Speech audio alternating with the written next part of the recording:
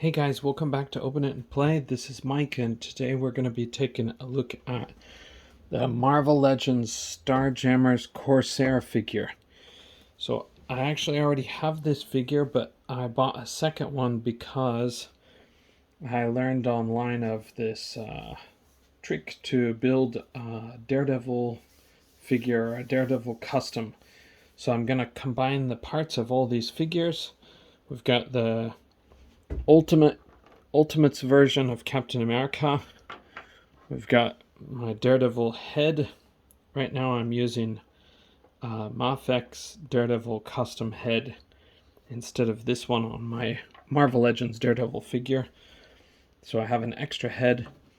And then I have this Scarlet Spider figure that we just unboxed recently. And then we also have the Vulcan figure, which is famous because it's the new body type for the most modern Marvel Legends. It's kind of replacing the Bucky cap mold, so the common body type for the figures. So we're going to look at this Starjammers Corsair. Now, Corsair is Scott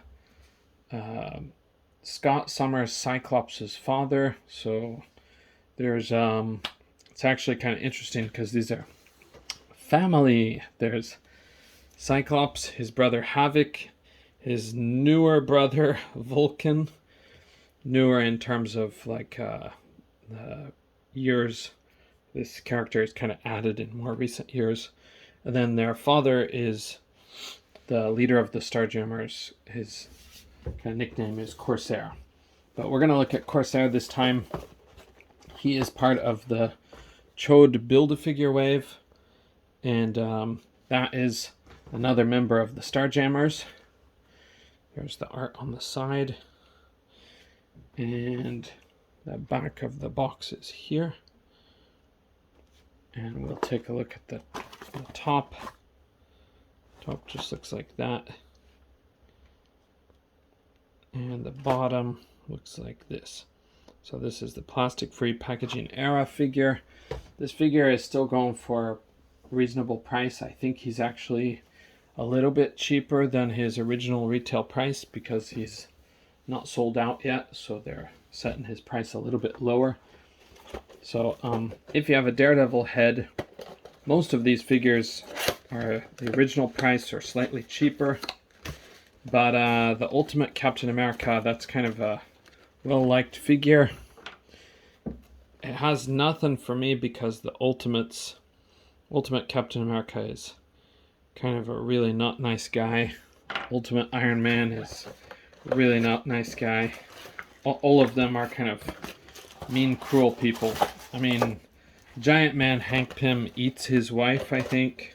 Either that or he steps on her. And let's not even get started on the brother and sister, Quicksilver and Scarlet Witch.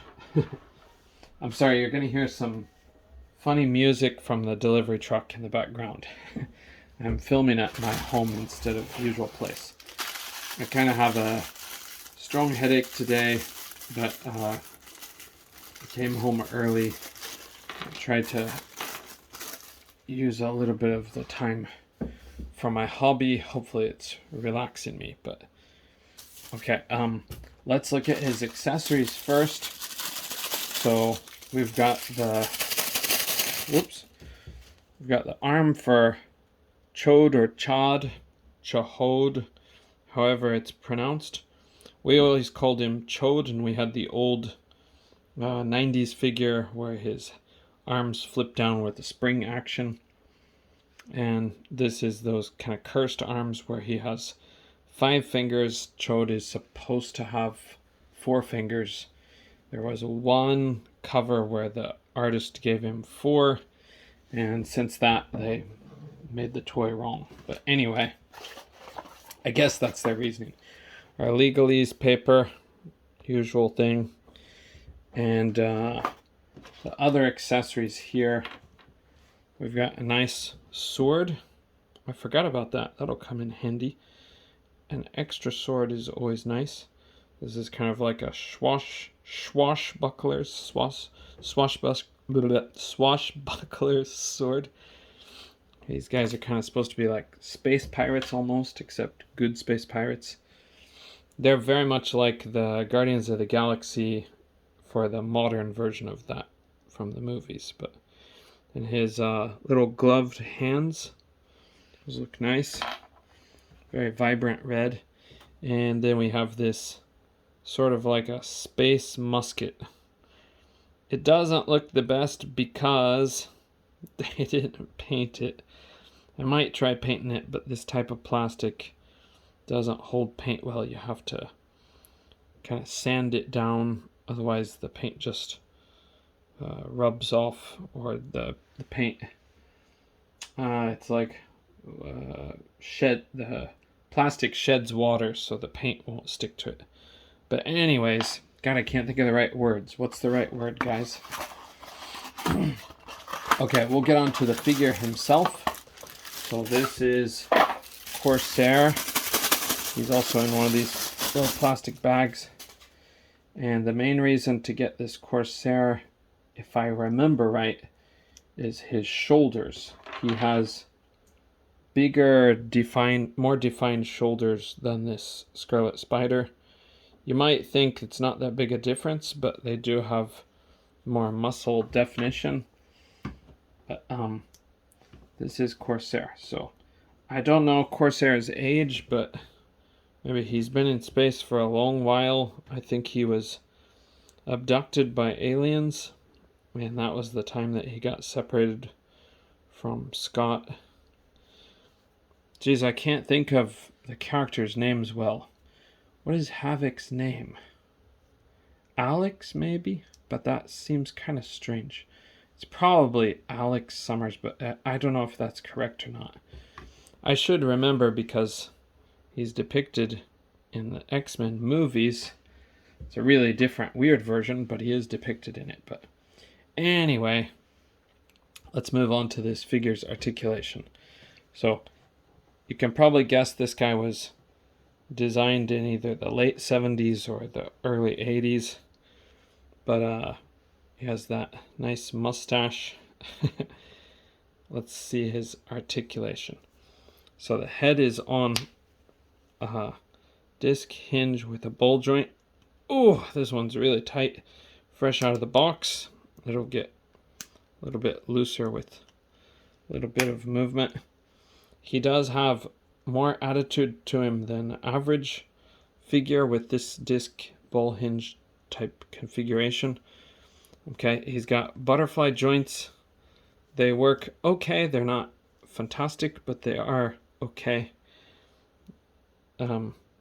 Probably the more I play with them, the more able I'll be able to make use of them. But okay, and then his biceps will go up that high. He's got the usual bicep cut, and he's got double jointed pinless elbows. No twist at the wrist, no twist at the glove. That's like old type configuration from the Toy Biz days. And he has a vertical hinge for shooting his pistol. I don't know if this is focused enough because of the lighting, but yeah, he's got a nice pistol gripping hand with trigger finger.